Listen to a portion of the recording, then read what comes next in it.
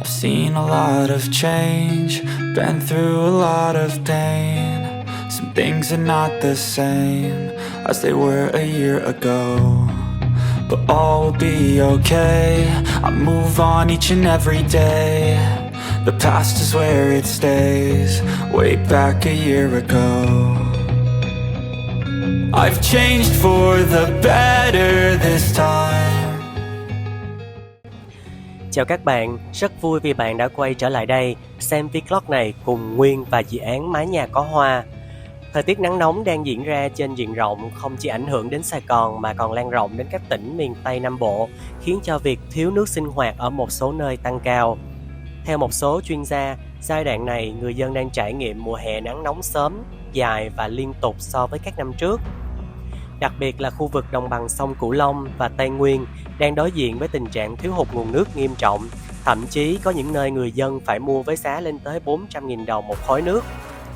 Chuyên gia chia sẻ thêm, theo những kịch bản lượng mưa do ông thu thập và phân tích, dự báo trong thời gian tới tình hình nắng nóng khá căng thẳng. Tại khu vực đồng bằng sông Cửu Long trong tháng 4 hầu như không có mưa. Tháng 5, lượng mưa sẽ thiếu hụt khoảng 30% so với cùng thời kỳ của những năm trước. Giữa tháng 5 mới xuất hiện những cơn mưa giải nhiệt cơn khát nóng bức như hiện nay. Nên nhiệt độ tăng cao, đó không chỉ là nỗi lo lắng của người dân mà còn là sự e ngại với những người sưu tầm cây mọng nước như chúng ta. Lượng nhiệt quá lớn tác động lên lá sen đá, dễ dẫn đến cháy lá và úng cây. Vậy thời điểm này, làm thế nào để cây mọng nước của chúng ta phát triển tốt dưới nền nhiệt cao cũng là một vấn đề mà chúng ta phải lưu tâm và vận dụng nhiều phương pháp giúp cây thoát nhiệt tốt nhưng vẫn đảm bảo cây đủ nước và phát triển. Vậy tại sao chúng ta không cùng nhau tìm hiểu một loài cây mọng nước có khả năng ngủ đông vào mùa hè khi lượng nhiệt tăng cao kèm theo rất nhiều bất cập trong mùa nắng nóng? Chào mừng bạn đến với vlog thứ 10 của dự án Mái Nhà Có Hoa và Nơi Này Có Nguyên. Nhân vật chính trong vlog hôm nay đó chính là Aeonium Madeira Rose, hay có tên gọi khác là Aeonium Harlequin.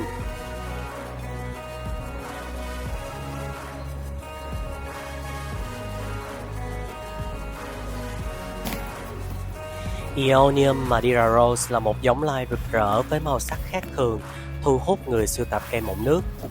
Loài cây tuyệt vời này đặc biệt do các dấu hiệu của lá, hoa sen đá và màu sắc rất khác so với các loại cây mọng nước. Từ xanh lá cây, đỏ và vàng, trong điều kiện ánh sáng mạnh, đường màu đỏ ở giữa mỗi chiếc lá rất nổi bật. Ngoài ra, cây chịu được điều kiện nắng và nóng của mùa hè mà không cần bóng râm hoặc được bảo vệ. Cây có tên khoa học là Aeonium Madeira Rose, hay còn được gọi tên khác là Aeonium Harlequin, thuộc họ Rassulaceae và thuộc chi Aeonium.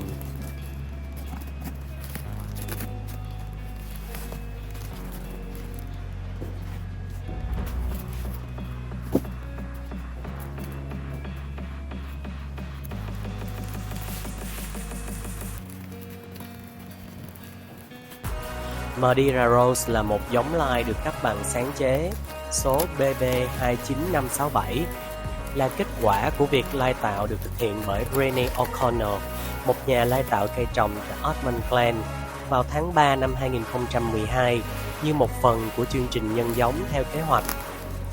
Cây được công nhận vào cuối tháng 4 năm 2013 từ một nhóm cây giống tại một nhà kính thương mại dành cho cây mọng nước tại Vista, California của Hoa Kỳ.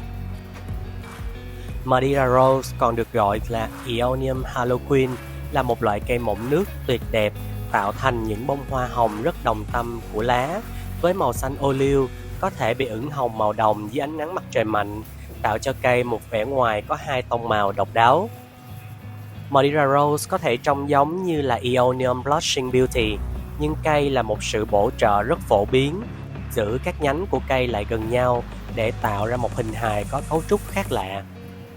Không chỉ vậy, dưới ánh sáng mạnh, các hoa sen đá cuộn tròn lên trên và tạo ra hình nụ hoa hồng, nên nhiều người cho rằng đây là một loại cây thực sự phi thường trong cấu tạo và thu hút về mặt hình dáng.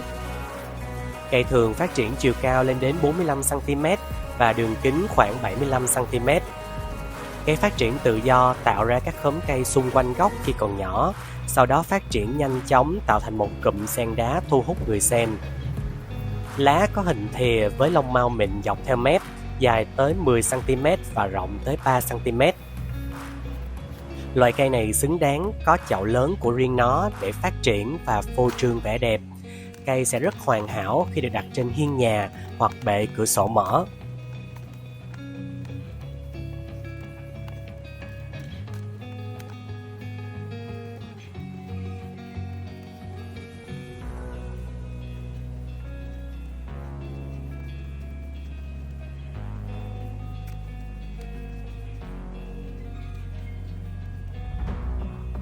Về vấn đề ánh sáng, Aeonium Madeira Rose phát triển mạnh dưới ánh nắng mặt trời hoàn toàn đến bóng râm một phần. Nhưng vào mùa hè, bóng râm nhẹ có thể cần thiết, đặc biệt là vào những giờ chiều nóng hơn. Vì thế, việc sử dụng các loại lưới giảm nắng cho cây là vô cùng cần thiết, vừa hạn chế được cháy lá, vừa giảm được héo thân. Bên cạnh đó, khi trồng cây trong nhà, hãy đảm bảo cây nhận được càng nhiều ánh sáng gián tiếp càng tốt để ngăn cây trở nên dài thân và lá mở rộng ra phía bên ngoài. Các bạn cũng biết, khi điều kiện ánh sáng yếu, cây sẽ có xu hướng vươn lên cao hơn để đón nhận ánh sáng mặt trời, vì cây cần ánh sáng để quang hợp. Bên cạnh đó, hoa sen đá sẽ đóng lại để tiếp nhận ít ánh sáng mặt trời và mở ra khi điều kiện ánh sáng thấp hơn bình thường để tiếp nhận nhiều ánh sáng mặt trời hơn. Vì thế, nếu bạn muốn cây sen đá đủ nắng, hãy chọn vị trí đặt cây hợp lý, tùy vào form dáng cây bạn thích mà điều chỉnh lượng ánh sáng phù hợp cho cây. Hiện tại nhiệt độ tăng cao, chắc chắn lượng ánh sáng mặt trời sẽ lớn, UV tăng rất cao. Vì thế, việc sử dụng lưới giảm nắng là điều rất cần thiết. Có thể trong 1-2 tuần, cây sẽ thiếu nắng, hình dáng hoa sen đá sẽ trông không được đẹp so với lúc bình thường, nhưng bạn sẽ bảo toàn được cây qua mùa nắng nóng. Đây là bí mật thứ nhất Nguyên muốn chia sẻ với các bạn. Hãy bảo toàn cây trong điều kiện ít lý tưởng hơn là để cây chết trong điều kiện khắc nghiệt như hiện tại.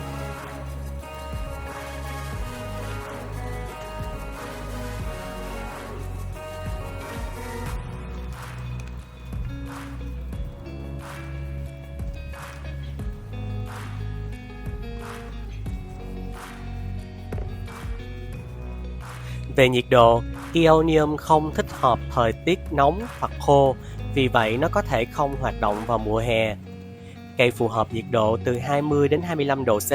Với điều kiện này thì chỉ có các khu vực miền núi, cao nguyên như Đà Lạt mới đáp ứng được. Đây chính là lý do lớn nhất mà Sài Gòn rất ít người trồng được chi Aeonium, vì cây không phù hợp điều kiện thời tiết thổ nhưỡng, khi mà điều kiện nhiệt độ vào mùa nóng ở đây đều đạt từ 35 đến 40 độ C. Vậy làm sao để có thể giúp cây phát triển tốt trong điều kiện thời tiết ở Sài Gòn thì vlog này sẽ là câu trả lời. Bí mật thứ hai, hãy thoát nhiệt cho cây hết mức có thể bằng hệ thống quạt gió nếu khu vực nhà bạn không thoáng gió. Việc sử dụng quạt gió hoặc cây được đặt ở nơi thoáng gió sẽ giảm được một lượng nhiệt độ rất cao nhờ vào sự lưu chuyển của luồng gió. Nhiệt lượng cao sẽ dễ thoát ra bên ngoài. Nếu khu vực nhà bạn là sân thượng thì lượng gió sẽ lưu thông rất lớn. Sử dụng quạt bổ sung là phương án để các cây được khô ráo hoàn toàn, giúp cây không bị úng rễ hoặc thân, thậm chí cả lá trong điều kiện thời tiết nắng nóng. Bên cạnh đó, việc sử dụng lưới lan giảm nắng cũng giúp giảm nhiệt độ tác động lên cây. Việc sử dụng lưới lan giảm nắng chỉ nên sử dụng vào thời điểm nắng nóng trên 30 độ để tránh việc cây bị mất hình dáng do ánh sáng yếu.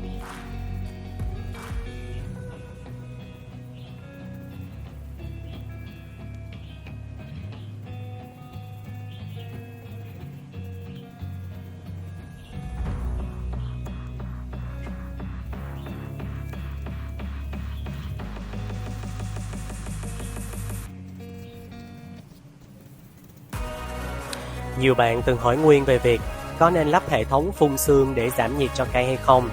Theo Nguyên, việc lắp phụ thuộc vào nhiều yếu tố. Thứ nhất, ưu điểm của việc phun sương là có thể giảm nhiệt độ ngay tức thì vào thời điểm sử dụng, nên nếu vườn nhà bạn thoáng gió, việc hệ thống hỗ trợ cho cây của bạn là tối ưu. Nhưng nhược điểm, cây mọng nước lại không ưa ẩm. Việc sử dụng hệ thống phun sương liên tục dẫn đến cây dễ tích nước trên bề mặt lá, khiến cho cây dễ bị tác động của nhiệt, gây úng lá, úng luôn cả thân. Thứ hai, hệ thống phun sương liên tục dễ dẫn đến việc cây tích trữ nước trong bộ rễ và giá thể. Do lượng nước phun ra tồn đọng và không khô kịp, khiến cây úng rễ và chết. Thứ ba, hệ thống phun sương tốt có giá thành cao, trong khi các bộ giá rẻ trên các sàn thương mại không đảm bảo được nước phun ra. Nếu bạn không quan sát kỹ và theo dõi lâu dài, sẽ dễ dẫn đến cây dư thừa lượng nước và chết. Thứ tư, khi nhiệt độ tăng cao như hiện nay, việc nhiều khu vực dân cư đang thiếu nước, thì việc sử dụng hệ thống phun sương dễ dẫn đến gây lãng phí nước cục bộ. Nên việc đầu tư một cây quạt phù hợp hơn là lắp hệ thống phun sương để hỗ trợ giảm nhiệt cho cây. Đặc biệt nếu khu vườn nhà bạn nhỏ, thì quạt gió là phương án tối ưu nhất hiện tại.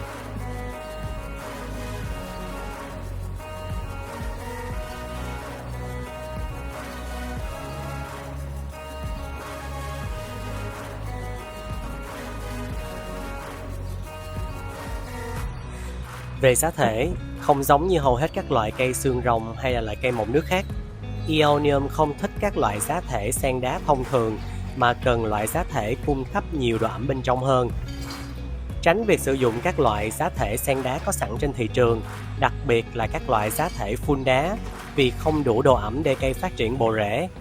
Đây là lý do khiến nhiều người trồng san đá ở Sài Gòn nghĩ cây chỉ cần phun đá, phun nắng mưa là có thể sống tốt.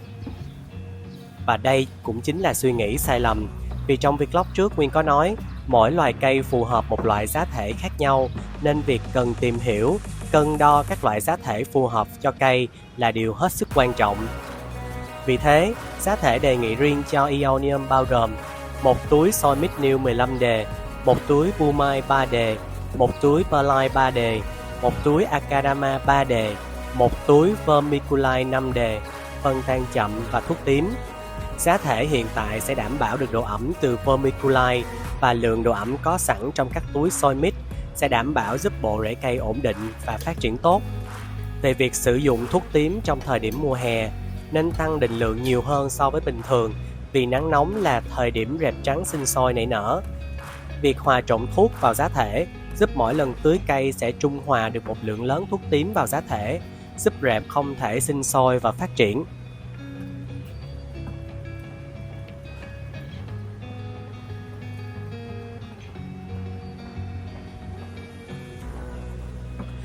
Về phân bón, để thúc đẩy sự phát triển khỏe mạnh của cây, hãy bón phân hòa tan B1 trong nước pha loãng với định lượng 1/2 định mức khuyến cáo của nhà sản xuất.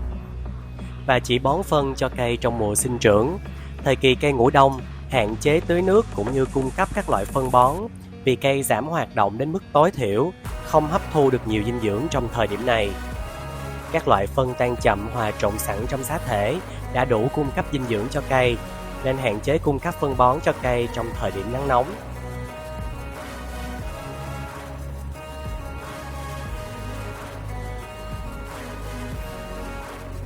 Về việc thay chậu, nếu trồng Aeonium trong chậu, hãy thay chậu 2 đến 3 năm một lần trong suốt mùa xuân hoặc khi thời tiết mát mẻ. Chọn chậu có nhiều lỗ thoát nước giúp cây hạn chế việc úng rễ. Với Aeonium, các bạn thường nghĩ phải chọn cho cây một chậu men thật đẹp để tương xứng với vẻ đẹp kỳ lạ của cây thì nên xem lại. Vì chậu men chỉ phù hợp với các khu vườn trong khu vực mát mẻ. Vì thế, chậu đất nung vẫn là lựa chọn tốt nhất để trồng Aeonium trong xứ nóng, giúp cây thoát nhiệt tốt cũng như không tích trữ nước trong chậu cây.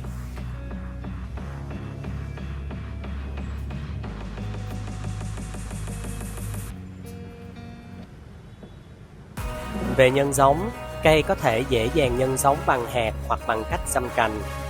Gieo hạt ở nhiệt độ 19 đến 24 độ C giúp cây mau nảy chồi và ra lá. Tốt nhất vẫn nên ươm trong nhà kín, vì nhiệt độ ấm áp sẽ giúp tỷ lệ nảy mầm cao hơn. Loại cây này dễ dàng nhân giống bằng cách giâm cành. Giâm cành trong mùa sinh trưởng và nhiệt độ môi trường đạt 18 độ C là thời điểm tốt nhất để nhân giống Aeonium. Lưu ý, để phần cuối vết cắt khô trong vài ngày trước khi trồng lại là điều cần thiết khi nhân giống cây. Aeonium có thân cây dài nên việc nhân giống bằng cách giâm cành là hiệu quả. Vì rễ cây phát triển tốt trên thân nên việc hình thành bộ rễ mới khá nhanh, cây mau hồi phục và phát triển.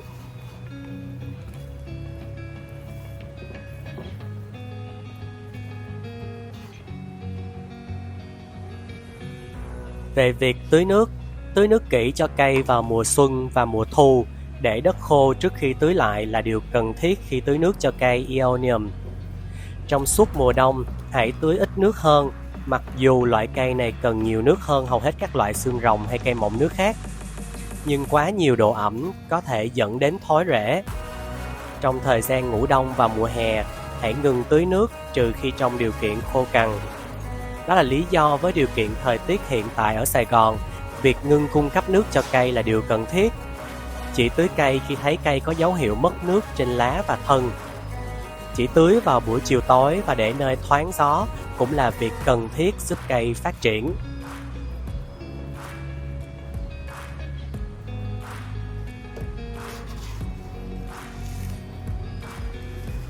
Về độc tính, Aeonium Madeira Rose được coi là không độc hại, vì vậy nó an toàn để phát triển xung quanh trẻ em và vật nuôi. Nhưng hạn chế không dùng lá cây làm thực phẩm là khuyến cáo an toàn để tránh các bệnh liên quan đến đường ruột.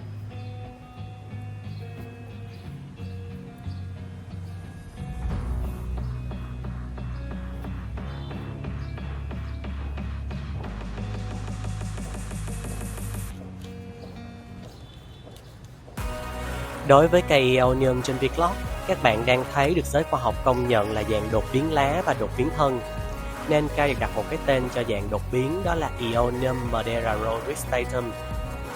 Cây là một loài mọng nước kỳ lạ với thân dẹt, có bản to, với lá nhiều thịt, được sắp xếp chặt chẽ dọc theo sườn của thân cây. Mặc dù có hoa sen đá nhỏ hơn Aeonium Madeira Rose bình thường, loại cây này có hình dạng thú vị hơn.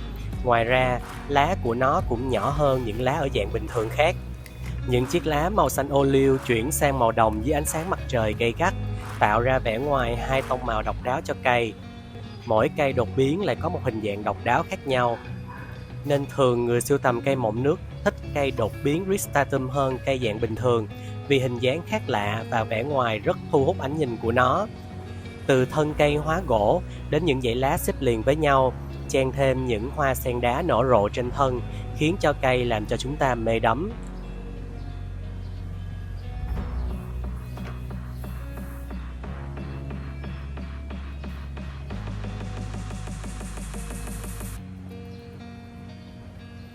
Hy vọng vlog thứ 10 với loài cây lạ mắt Aeonium Madeira Rose đã làm cho các bạn cảm thấy thiên nhiên quả thật rất kinh ngạc.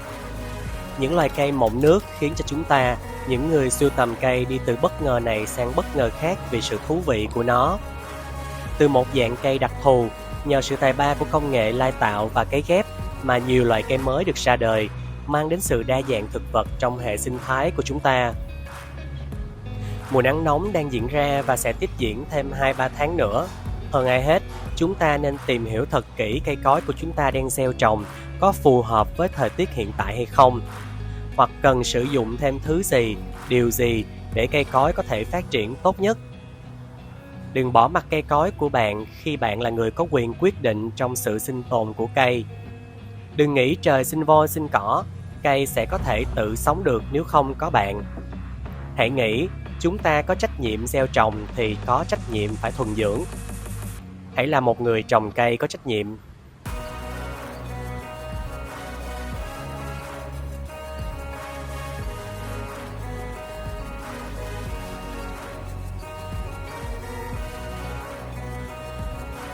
Nguyên luôn mong các bạn và khu vườn của bạn sẽ vượt qua mùa nắng nóng được dự đoán là rất khắc nghiệt hiện nay. Hy vọng các bạn luôn bình an và khỏe mạnh để cùng Nguyên góp ý, xây dựng và gìn giữ kênh thông tin mọng nước dành cho người Việt Nam. Xin chào và hẹn gặp lại các bạn trong vlog lần tới.